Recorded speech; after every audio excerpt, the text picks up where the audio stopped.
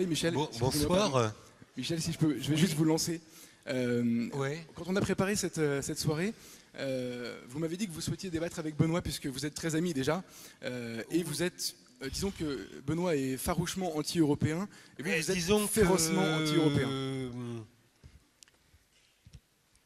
C'est probablement l'auteur que je connaisse, qui est, parmi les auteurs littéraires, hein, qui est le plus en rapport avec le sujet de la soirée dans beaucoup de ses livres, en fait. Et je vais juste vous laisser sur un mot. Quand on a préparé ces échanges, vous m'avez dit que vous souhaitiez avoir un dialogue nord-coréen, c'est-à-dire un dialogue où en fait on est d'accord sur tout. Oui, à peu près. Enfin,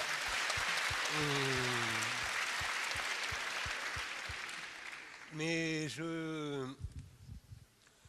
bon, après, je voulais avoir des détails sur sa position, mais personnellement, mon point de vue sur l'Europe s'est formé assez tôt. Et je fais remonter ça à mon séjour linguistique en Allemagne, qui est également la première fois où je sortais de la France, donc j'avais 15 ans. Et ça s'est très très bien passé. Ça a été le début d'une histoire d'amour sans nuages entre moi et l'Allemagne, qui dure depuis plus de 40 ans. C'est vraiment un pays que j'adore. Déjà, il faisait extrêmement beau. Parce que c'est un de ces étés où tu te lèves le matin, la journée est belle, radieuse, et tu as l'impression que c'est la succession d'une suite de journées indéfiniment radieuses, quoi. Moi, j'étais dans le sud de la Bavière, d'une petite ville appelée Traunstein, presque en Autriche, en fait. Et donc, je pouvais faire du vélo dans les montagnes boisées. Il y avait un lac, le Chiemsee. On pouvait se baigner dans le lac. Au centre du lac, il y avait un des châteaux de Louis II de Bavière. Moi, j'étais très surpris parce que je pensais que l'Allemagne était un pays froid. J'avais amené plein de pulls qui m'en servaient à rien. Et surtout, c'était incroyablement typique. C'est-à-dire, ce qu'il faut voir, le sud de la Bavière, à l'époque d'Hitler, il n'y avait pas d'industrie. Donc, ça n'avait pas été bombardé du tout. Donc, toutes les maisons il y avait beaucoup de maisons anciennes bavaroises, quoi. Et tout était typique. Ils mangeaient beaucoup de saucisses, le cliché était vrai, il y avait des charcuteries que je n'avais jamais rencontrées en France. La bière, il y avait une taverne au centre de la petite ville, avec des grands bancs en bois où on buvait de la bière dans des chopes en grès, des grosses chopes, 1,5 litre ou 1 litre. Une bière bavaroise très, très fraîche, très, très, très bonne. Mais c'est dans les années 70. Donc, il faut savoir qu'à l'époque, il y avait un cinéma allemand.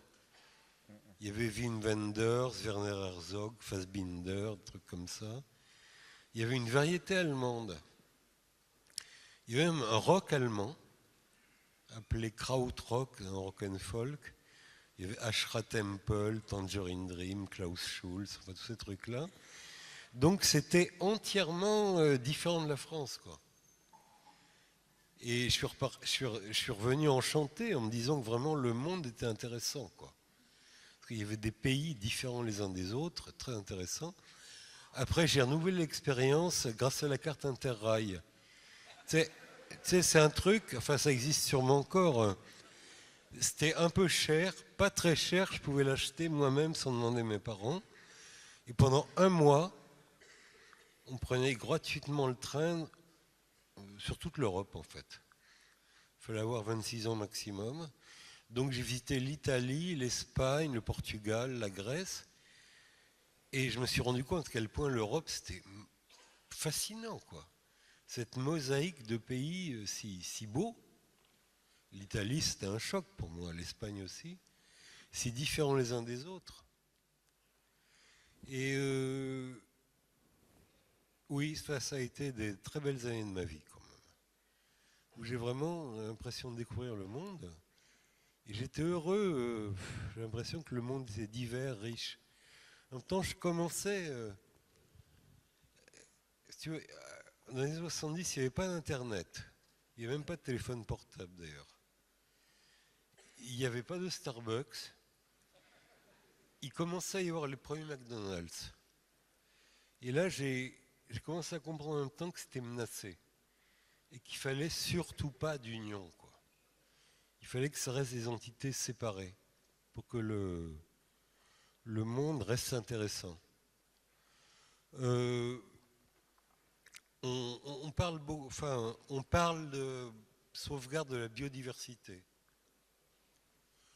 En fait, on en parle, mais d'année en année, des espèces animales disparaissent un peu tous les ans, quelques-unes, quoi. Et je pense que c'est pas évitable. Si on n'arrête pas l'urbanisation et le mode de production agricole, on ne sauvegarderait pas jamais la biodiversité végétale. Et si on ne sauvegarde pas la biodiversité végétale, on ne peut pas sauvegarder la biodiversité animale. C'est juste pas possible. Enfin, on en parle de la biodiversité, mais on ne parle jamais. On en parle, on ne fait rien, mais on en parle. Mais on ne parle jamais de la nécessité de sauver les civilisations, les cultures, les modes de vie humains. Ce qui est un autre sujet qui n'est pas moins important. Je ne dirais pas que c'est plus important, mais je dirais que c'est au moins aussi important que de sauver les espèces. J'avais pris des notes que je n'ai pas lues en fait. Oui, bon, rien de très intéressant en fait. Mais si quand même, si. Si, je... Bon, mais... Décliniste, je ne sais pas si je suis décliniste. Je ne sais pas, si on me posait la question est-ce que c'était mieux avant, il me faudrait des mois pour répondre, quoi. Mais ce dont je peux témoigner, c'est que c'était plus intéressant avant.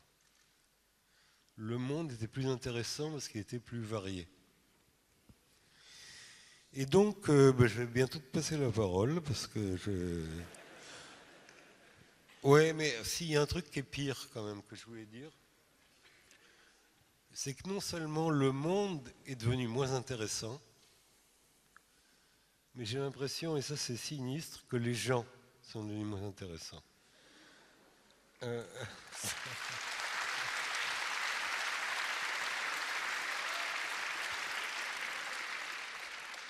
J'ai l'impression, mais ça c'est peut-être la vieillesse, la paranoïa, je ne sais pas, que des êtres humains différenciés sont en train de se transformer en espèces de zombies standardisés, quoi. Alors, il n'y a pas que l'Europe hein, là-dedans, il y a aussi les smartphones, les réseaux sociaux. C'est des catastrophes de civilisation énormes. Il y a la perte générale des identités, oui. Alors, il y a des gens qui sont pour. Hein.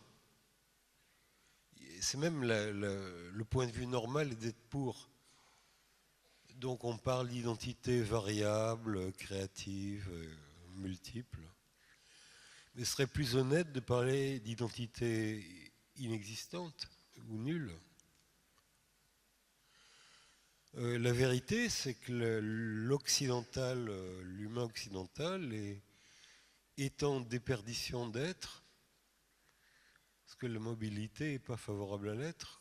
C'est malheureusement pas tellement plus compliqué que ça.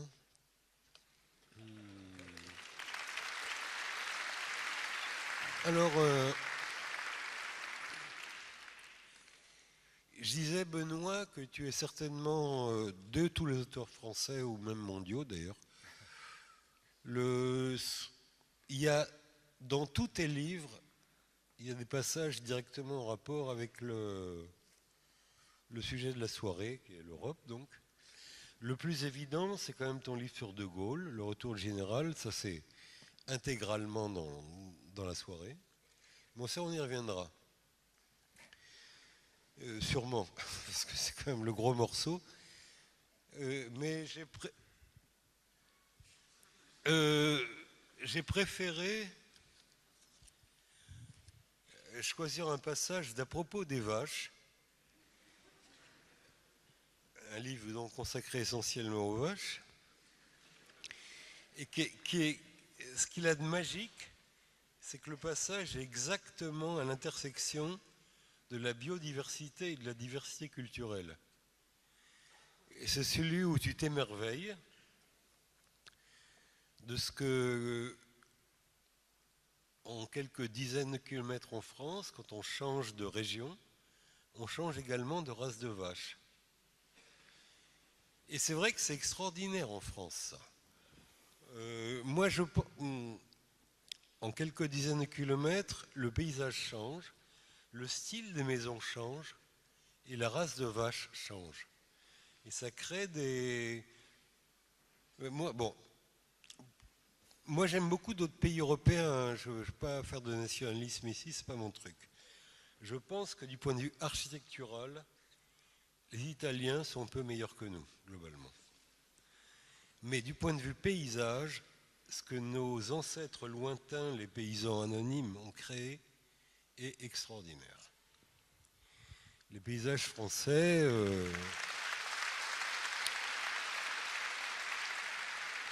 Et tu es un des seuls écrivains que je connaisse à l'avoir à être à la hauteur de Charles Trenet dans 12 France, quoi. Ce qui n'est pas rien. Ce qui n'est pas rien. Donc voilà. Donc c'est ce truc sur les vaches. Alors bon, je vais te passer la parole là, parce que j'en ai marre. Mais j'ai deux questions. Bon, la première, c'est que ce passage sur les vaches semble montrer non seulement un attachement de l'existence de nations diversifiées en Europe, mais aussi de régions différenciées en France. Donc je voudrais savoir ce que tu penses des régions, du pouvoir des régions. C'est un point sur lequel j'ai pas bien compris ce qu'en pensait De Gaulle. Donc c'est important, quel pouvoir donner aux régions, quelle autonomie donner aux régions. Et la deuxième, j'aimerais bien que tu me racontes, toi aussi, comment s'est formée ton opinion sur l'Europe. Bon, je passe au micro. Hein.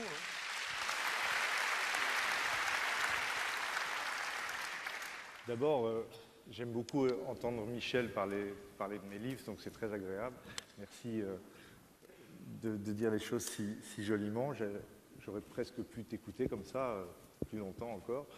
Mais c'est drôle parce que ça commence un peu de la même façon, mon histoire européenne, c'est-à-dire par des voyages linguistiques en Allemagne, parce qu'on faisait peut-être tous les deux allemand première langue, ce qui était considéré comme la filière de qualité. Et sauf que toi, tu as découvert la Bavière, une région très belle, très préservée, comme tu as dit. Moi, malheureusement, j'étais envoyé en voyage linguistique dans la Ruhr. Mais c'est la région la plus... Au moment où Hitler a fait la guerre, c'est la région la plus industrielle du monde. C'est la région la plus industrielle du monde. Forcément, ils ont bombardé. Oui. Près de Duisbourg, qui était une des plus grandes zones industrielles du monde. Mais c'est pas ça que j'ai découvert en Allemagne, dans ces premiers voyages linguistiques. C'était deux choses que je ne connaissais pas en France, qui étaient le lotissement et la bicyclette entre les lotissements. À l'époque, il y avait beaucoup de zones pavillonnaires en France, déjà partout d'ailleurs, autour de Paris notamment, mais ce modèle de la petite maison avec garage, les jardins qui communiquent, etc., tout ça reconstruit après la guerre et qui était d'une tristesse totale d'ailleurs, ça c'est quelque chose que j'ai découvert en Allemagne bien avant que ça s'implante un peu partout en France par la suite. Et les pistes cyclables, les vélos qui maintenant se développent beaucoup ici, c'était vraiment presque une image par avance de ce qu'allait devenir une partie de la France que je découvrais comme ça dans cette Allemagne, où j'allais... Alors c'est vrai que j'ai grandi dans une famille gaulliste, alors j'avais une espèce de foi dans le rapprochement franco-allemand, n'est-ce pas, à 15 ans déjà. Et je crois que dans les années qu'on suivit, jusqu'à 20 et quelques années, au fond, j'avais une certaine confiance dans ce qu'on appelait alors, non pas l'Union européenne, mais le marché commun. C'est parce que c'était un groupe de pays qui au fond, au sein desquels la France avait une grande place, qui avait des intérêts communs. Et surtout, j'avais l'impression que l'Europe, c'était quelque chose qui se différenciait, qui avait une identité dans le sens où, au fond, sur le plan social, c'était la social-démocratie qui s'était beaucoup développée après la guerre dans les 30 Glorieuses. Donc c'était ni tout à fait le capitalisme américain, ni évidemment le système soviétique. Et sur le plan aussi géopolitique, l'Europe, ça m'apparaissait comme quelque chose qui n'était allié des États-Unis, bien sûr, mais qui était aussi en dialogue avec ce monde de l'Est et ce monde communiste. Et donc je trouvais que l'Europe, c'était un modèle singulier. Et toute cette idée que j'ai de l'Europe, pour en venir vite aux vaches et au gaullisme, elle s'est en fait effondrée plus tard. C'était moins visionnaire que toi sur l'importance de la diversité des peuples, mais un peu plus tard, au moment de l'élargissement, qui a été pour moi une espèce de choc. Après 89, quand les pays de l'Est ou dits de l'Est ont eu des gouvernements post-soviétiques qui sont assez vite effondrés, il y a eu tout d'un coup comme une espèce d'injonction comme ça dans toute la presse française. Je me rappelle des titres, des unes de Libération, du Monde disant voilà, maintenant l'Europe doit s'élargir, nous devons accueillir ces pays et tout de suite on doit le plus vite possible créer cette nouvelle Europe avec 10 pays de plus. Et ça me paraissait complètement absurde et déséquilibré parce que l'histoire avait séparé ces deux parties de l'Europe, il y avait des grandes différences et tout le monde a vu ça comme une espèce de devoir, il y avait une espèce de droit à l'Europe, presque de devoir moral parce on avait trop dialogué justement avec les soviétiques qui exerçaient leur joug sur ces pays-là et tout le monde s'est engouffré dans cette idée de l'élargissement sans y réfléchir du tout. Il n'y a eu aucun débat, je me rappelle. Et c'est drôle d'entendre aujourd'hui les hommes politiques qui reviennent sur l'élargissement pour dire ça a été fait trop vite, ça a été fait trop mal et pourtant personne n'a rien vu à ce moment-là. Et puis un tout petit peu après, il y a eu un autre événement qui m'a beaucoup marqué, c'est au moment de la guerre d'Irak. Quand tous ces nouveaux pays qui étaient tous déjà candidats à l'OTAN se sont engagés aux côtés des États-Unis dans la guerre d'Irak, alors que la France et l'Allemagne, sur ce que moi je considérais comme le vrai modèle européen, avaient affirmé une position indépendante.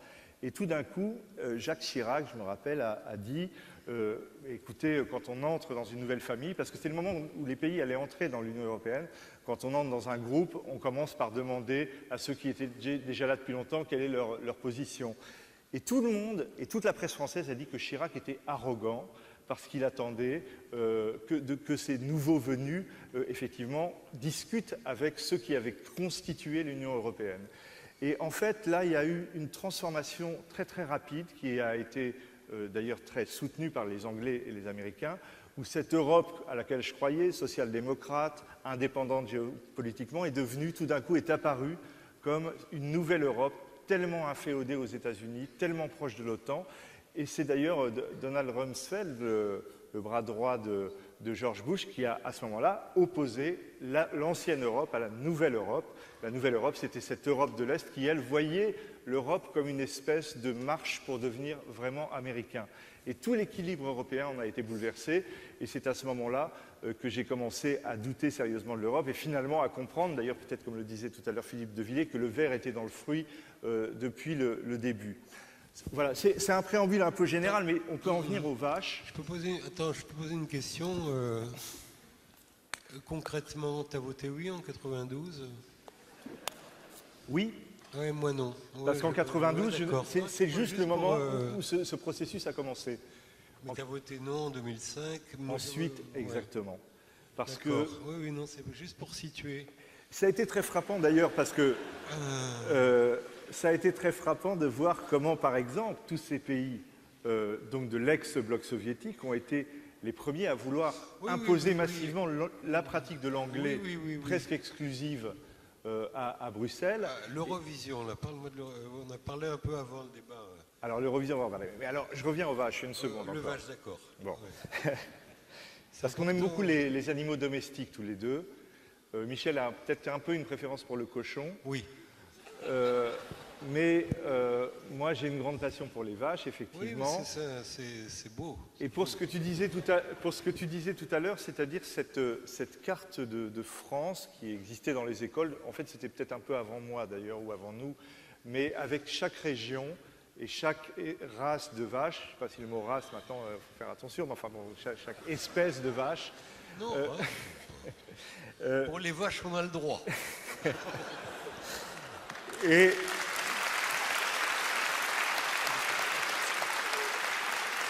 notamment, évidemment, j'aimais surtout la Vosgienne et la Normande, qui sont deux parmi les plus belles. Et ce sont des... pour moi, c'est un peu comme une métaphore. Enfin, c'était une image de la France, toutes ces régions avec leurs vaches, mais c'était aussi un peu comme une métaphore de l'Europe, avec, comme tu disais, cette mosaïque de peuples. Et c'est vrai que dans les années de la fin du XXe siècle, toute cette diversité, alors bovine, a été menacée très gravement par... non, elle l'est.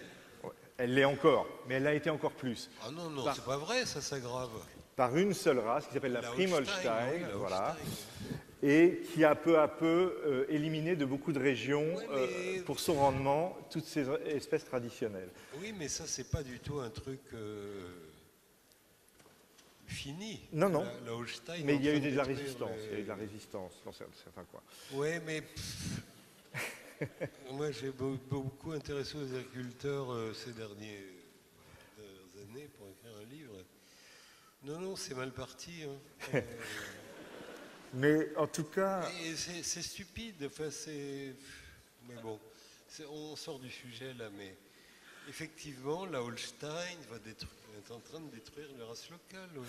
Mais ce qui est idiot. Tout ça pour dire que on dit toujours, alors vous êtes pour l'Europe, vous êtes contre l'Europe, ça ne veut rien dire. Justement, la singularité de l'Europe, son caractère particulier, c'est qu'elle est à la fois une civilisation qui a une histoire commune et un ensemble de peuples extraordinairement différenciés, avec des langues extraordinairement différenciées, avec des histoires. Et si l'Union européenne ne prend pas et ne peut pas le faire en considération ce double caractère, eh bien, je crois que ça ne peut pas marcher. Alors là, je vais un peu m'énerver.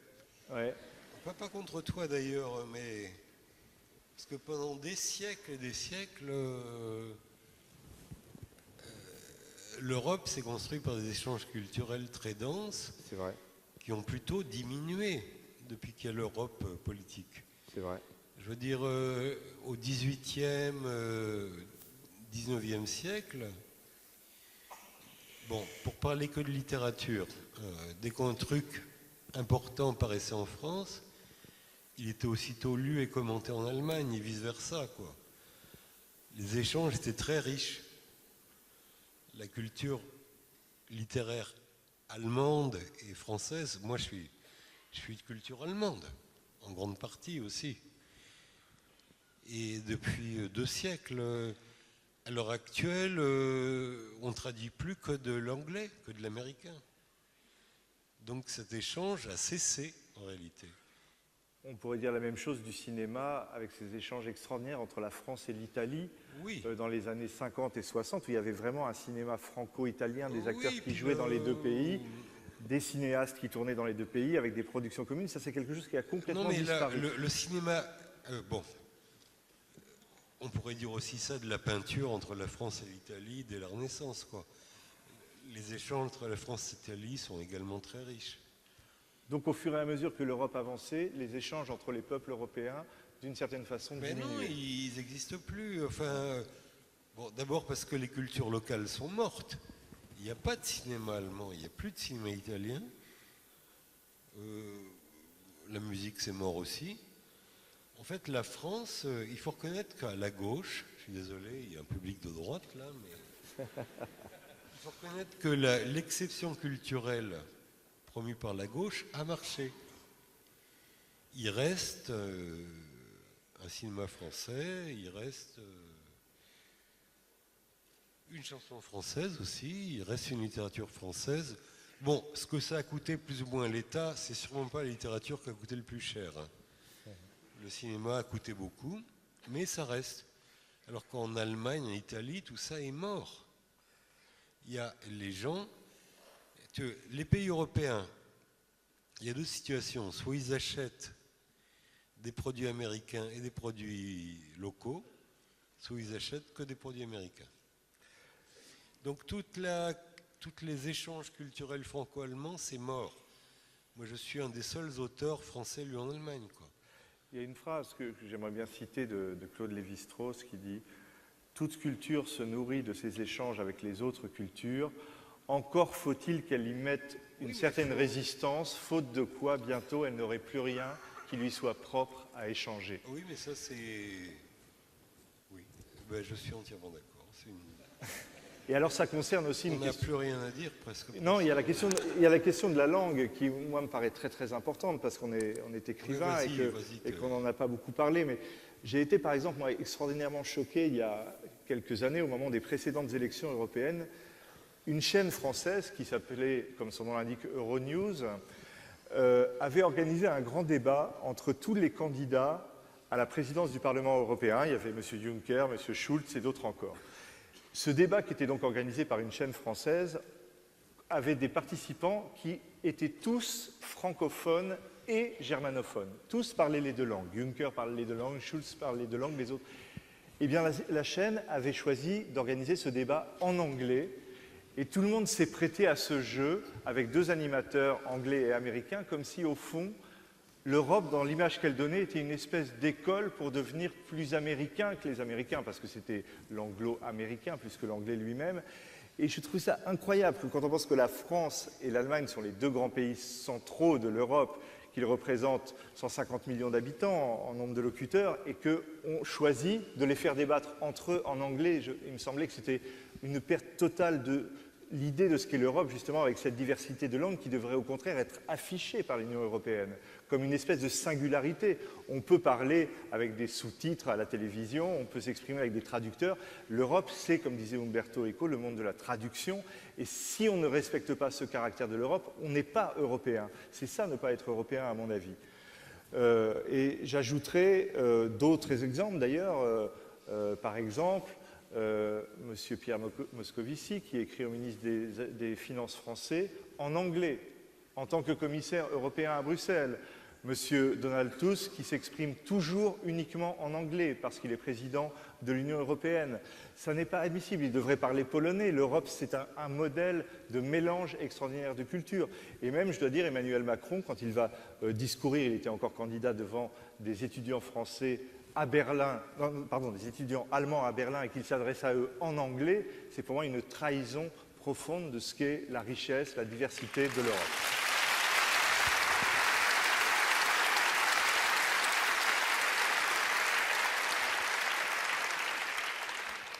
C'est un débat nord-coréen, nous sommes entièrement d'accord et je te remercie pour cette excellente contribution.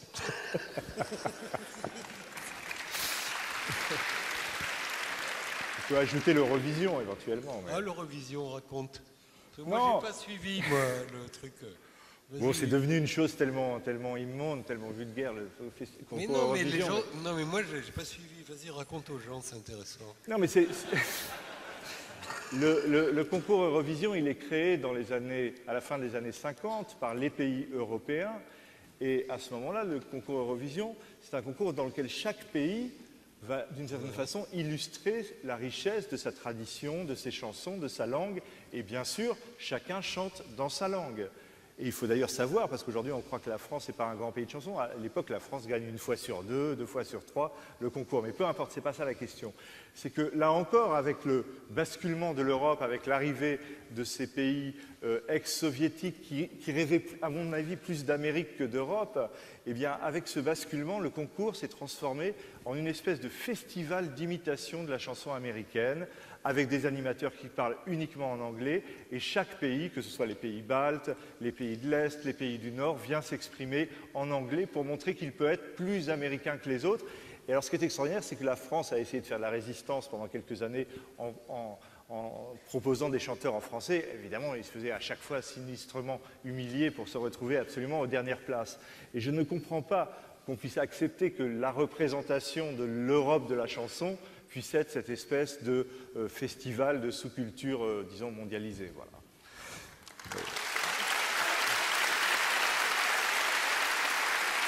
Donc on devrait plus y participer, en somme, me semble-t-il.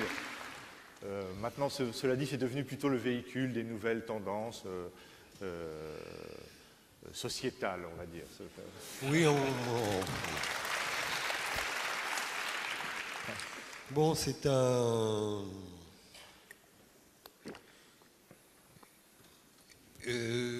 c'est un constat sombre.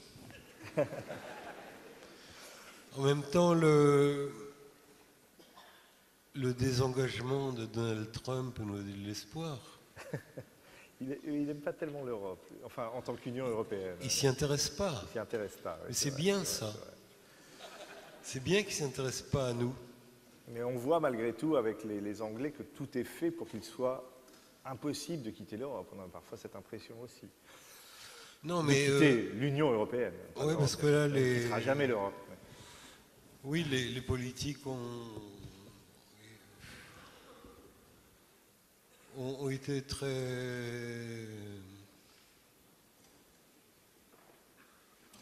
assez grandioses ce soir, les politiques qui nous ont précédés, mais Oui. en pratique, on ne voit pas comment on va sortir des trucs, quoi. C'est pour ça que c'est quand même intéressant. Moi, je pense qu'il y a deux trucs. D'abord, aucun n'est évident, quoi. D'abord, il faut réussir à organiser un référendum, Ouais. comme les Britanniques, quoi. Déjà, c'est pas gagné. Non. Ensuite, il faut le gagner, le référendum. Mais déjà, le premier truc, je vois pas qui peut faire ça, quoi. Qui l'a proposé de faire un référendum? Bellamy n'a pas proposé ça, non? Il y a Philippot, non? Peut-être. Philippot, Asselineau. Asselineau, mais bon, enfin, ouais. Non, mais je suis pas optimiste, hein. Je sens qu'on est mal barré, quoi. On va pas sortir des trucs. Je suis désolé, hein. En tout cas, Et si on va pas faire des attentats comme les Basques, enfin, c'est ridicule.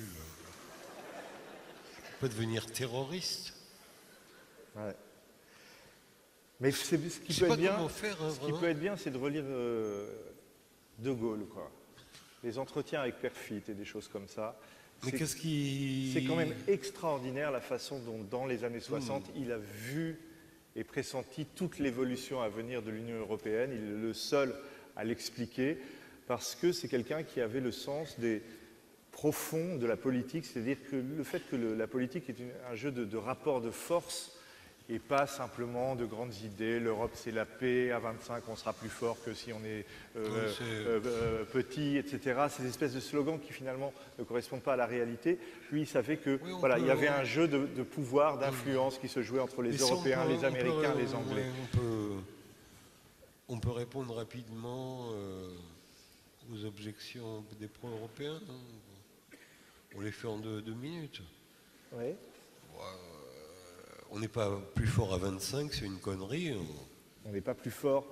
Il y a beaucoup de petits pays qui sont extrêmement Bah prospères, oui. qui défendent leurs intérêts, qui sont alliés aux autres pays voisins, qui ont des accords. Il faut des- défendre son truc tout seul, surtout quand on n'a pas les mêmes intérêts. On n'a pas les mêmes produits à vendre que l'Espagne, ni que l'Allemagne, ni que la Suisse, ni que la Belgique, ni que l'Angleterre, quoi. Absolument. Et on est moins fort à 25 qui ne s'entendent pas que...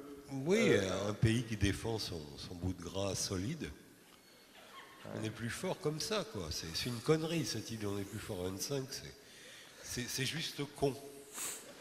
Je veux pas... Et ce qui est quand même fascinant, c'est la façon dont, dans cet élargissement et dans cette transformation de l'Europe, les Allemands et les Anglais, les Britanniques ont su, chacun à leur façon, d'une certaine façon, défendre leurs intérêts et leur vision de l'Europe et de ce qu'elle pouvait leur apporter, à côté de quoi la classe politique française n'a rien vu venir et n'a défendu aucune idée, aucun projet. Il y a quand même Non, mais un écoute, côté... enfin, tu vois ce que c'est Chirac humainement. Bah, c'est-à-dire qu'il y a une baisse de niveau de la classe politique c'est quand qui avait même été pas pointée grand-chose, par humainement, Castoriadis c'est et quand même un d'autres. con. Ouais, c'est vrai, c'est C'est vrai. quand même un gros con. Mais non, mais c'est vrai. Qu'est-ce que tu veux que Chirac pense, quoi? Enfin, puis bon, Mitterrand, il avait d'autres intérêts que défendre la France. Il avait d'autres projets, quoi, des projets personnels. Bon, alors l'Europe, donc on n'est pas plus fort à 25 que tout seul, et puis l'Europe, c'est la paix. C'est la deuxième C'est une idée. connerie. Deuxième connerie. Moi, je sais, j'ai visité l'Europe quand j'avais 15-17 ans, et personne n'avait envie de faire la guerre, quoi. C'est vrai. Et je savais bien que, et d'ailleurs je le sais toujours, que si on avait dit allez vous battre pour la France, j'aurais déserté immédiatement, quoi. Plus personne n'avait envie de faire la guerre en Europe. tout Personne n'a simplement. envie de faire la guerre. le truc était, le nationalisme meurtrier était mort. Absolument. Après la Deuxième Guerre mondiale, il est mort. Définitivement, parce qu'on s'est trop battu pour nous, stupidement. Désolé, là, c'est pas de droite ce que je dis. J'aurais déserté. Sans un état d'âme, j'aurais déserté immédiatement. Si on m'avait demandé de me battre pour la France, la réponse aurait été non. La différence, c'est que la France, déjà en 1940, n'avait pas envie de se battre. Ça déjà, a été la un peu France, plus compliqué. Mais c'est normal, c'est 20 ans, enfin, 20 ans de différence entre les deux guerres. Ouais. Première Guerre mondiale, quand même, un carnage horrible. Mais ça a beaucoup... je sais pas, par exemple, bon, j'aime pas tellement Freud, globalement, mais quand même, la Première Guerre mondiale, c'est après que Freud s'est mis à mettre le principe de mort, Thanatos, au centre de sa pensée. Ouais. Où il a senti un truc sinistre. Malaise dans la civilisation. Oui. Bon. Et puis Thomas Mann, que j'aime beaucoup plus, lui, ça a été pour lui une tragédie, cette guerre. Absurde, hein, vraiment absurde. Moi, j'aime beaucoup Peggy, mais j'ai honte quand je relis les textes de Peggy. Sur la guerre. Appelant à la guerre. Moi, à mon avis... non, quelque chose de grave s'est passé pendant la Première Guerre mondiale, un truc... on n'aurait jamais dû faire ça, quoi. On n'aurait jamais dû faire ça. Et après... bon, enfin, passons. C'est fait, c'est fait. Pourquoi, Geoffroy, on arrête? Rien du tout.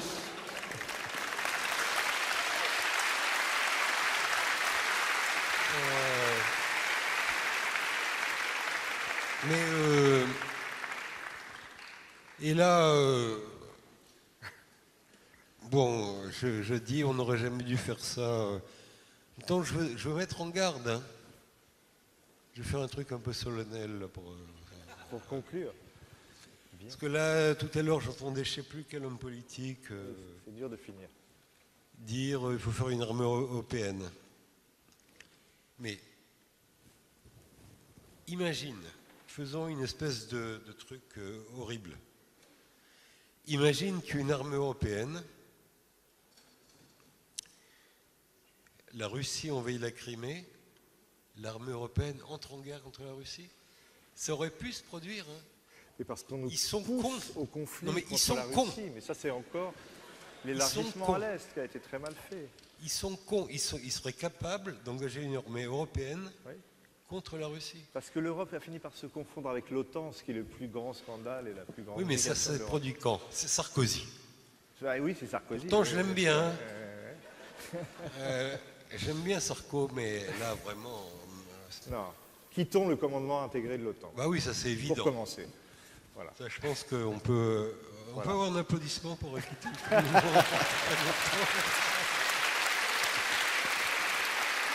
Et ça, c'est... Attendez, on arrête Geoffroy. Hein. Non, mais c'est évidemment important de parler de l'Europe, mais on oublie toujours l'histoire de l'OTAN. Bien sûr. Et qui est une grosse partie du truc. Quoi. Bien sûr. A big part of the problem. D'autant plus que ça a fini presque par se confondre. Tous les pays de l'Europe maintenant sont dans l'OTAN. Quand le président Obama venait à Bruxelles pour rencontrer l'Union européenne, dans la même journée, il allait rencontrer les dirigeants de l'OTAN qui étaient les mêmes, etc. Une espèce de, comme ça, de sous-gouvernement européen qui régnait avec la... Oui, mais les deux sont à Bruxelles, pas très loin d'ailleurs, hein, le commandant de l'OTAN. Voilà. Bon, enfin, c'est... Bon, mais bon. Bah, merci. Merci de votre attention.